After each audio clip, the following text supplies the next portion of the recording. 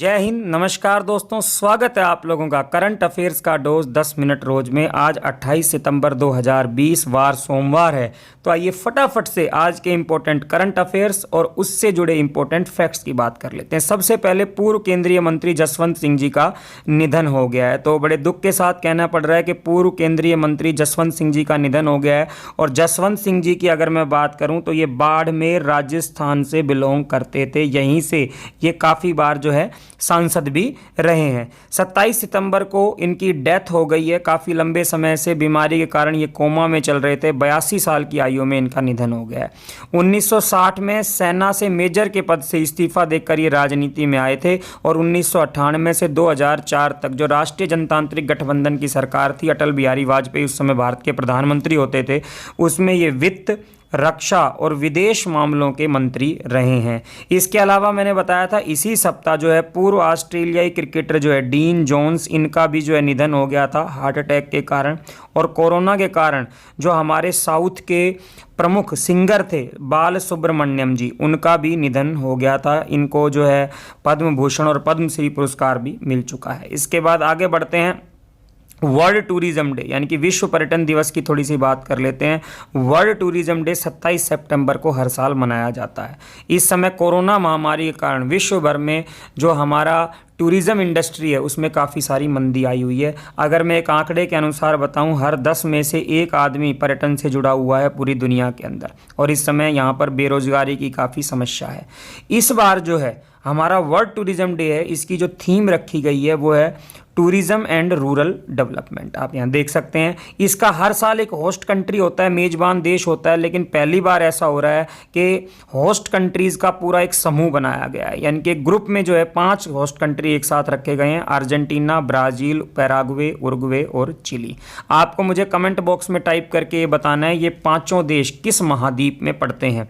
इसके अलावा 1980 के अंदर विश्व जो पर्यटन दिवस है इसकी शुरुआत हुई थी। इसके बाद आगे बढ़ते हैं अगले करंट अफेयर्स की ओर। जो हमारा ज्ञानपीठ पुरस्कार है, बड़ा इंपॉर्टेंट पुरस्कार रहता है ज्ञानपीठ पुरस्कार। और ज्ञानपीठ पुरस्कार जो है 1 साल बाद दिया जाता है कि 2019 के पुरस्कार 2020 में और 2020 के पुरस्कार 2021 में दिए जाएंगे।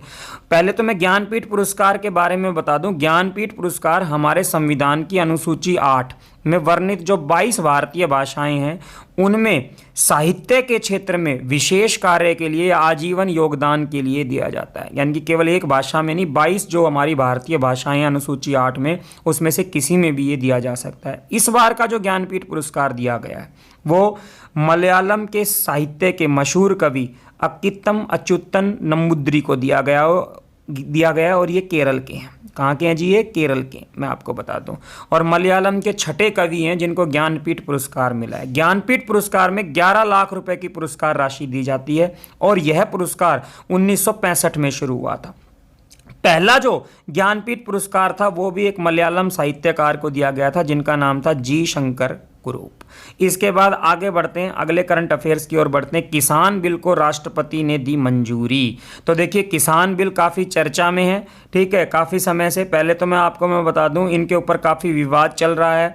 विपक्ष जो है इन बिलों का काफ़ी विरोध कर रहा है और इसी के चलते आपको पता होगा कि जो हमारी खाद्य प्रसंस्करण मंत्री हैं हरसिमरत कौर सिंह बादल, उन्होंने भी इस्तीफा दे दिया था अपने मंत्री पद से इसी बिल के विरोध में। तो आपको मैं बता दूं ये 3 बिल हैं प्रमुख रूप से। आपको इन 3 बिलों का नाम याद रखना है। पहला बिल जो है किसान उत्पादन व्यापार और वाणिज्य संवर्धन विधेयक। दूसरा है किसान सशक्तिकरण और संरक्षण विधेयक, मूल्य आश्वासन विधेयक। और तीसरा है आवश्यक वस्तु संशोधन विधेयक। इनके बारे में मैंने अलग से एक वीडियो बनाया हुआ है, आप वहां पर जाकर उस वीडियो को देख सकते हैं जिसमें इन तीनों बिलों के बारे में मैंने पूर्ण रूप से चर्चा की हुई है।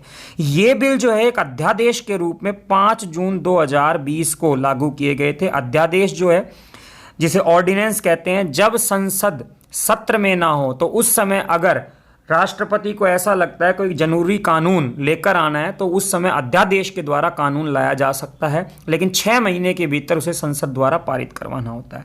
आपको मैं बता दूं अध्यादेश जो है हमारे संविधान के अनुच्छेद 123 के अंदर है, ठीक है। तो 5 जून 2020 को इसे अध्यादेश के रूप में लाया गया था और 20 सितंबर को इसे संसद के द्वारा पारित कर दिया गया था और कल यानी कि रविवार को 27 सितंबर को इसे राष्ट्रपति की मंजूरी मिल गई है। तो ये आपको याद रखना है। इसके बाद आगे बढ़ते हैं। भारत की खुशी चिंदालिया को यूनेप के क्षेत्रीय राजदूत के रूप में नियुक्त किया गया है। तो मैं बता दूं, जो खुशी चिंदालिया जी हैं ये 17 वर्ष की जो हैं बालिका हैं और इनको जो है यूनेप यानी कि यूनाइटेड नेशन एनवायरमेंटल प्रोग्राम का क्षेत्रीय राजदूत, भारत का जो है राजदूत इनको घोषित किया गया है और इन्हें टुंजो इको जनरेशन टैग राजदूत के रूप में नियुक्त किया गया। देखो, टुंजो इको जनरेशन का मतलब ये होता है कि लोगों में पर्यावरण के प्रति जागरूकता जगाने वाला। टुंजो इको जनरेशन टैग का मतलब लोगों में पर्यावरण के प्रति जागरूकता जगाने वाला। तो ये काफ़ी समय से जो है पर्यावरण के साथ जुड़ी हुई हैं खुशी जी, और अब इनको भारत में ही यूनेप का क्षेत्रीय राजदूत नियुक्त कर दिया गया है जो कि लोगों को पर्यावरण के बारे में जागरूक करेंगे। थोड़ा सा यूनेप के बारे में बता देता हूँ। यूनाइटेड नेशन एनवायरमेंटल प्रोग्राम दुनिया भर में पर्यावरण कार्यों के लिए काम करने वाली संस्था है और इसका हेडक्वार्टर है नैरोबी, केनिया। कई बार एग्जाम में पूछा जाता है। इस समय इनके जो हेड हैं इंगर एंडरसन इसके हेड हैं और 5 जून 1972 को इसकी स्थापना हुई थी। इसी के स्थापना दिवस वाले दिन पर्यावरण दिवस भी मनाया जाता है। इसके बाद आगे बढ़ते हैं। मुख्यमंत्री महिला उत्कर्ष योजना।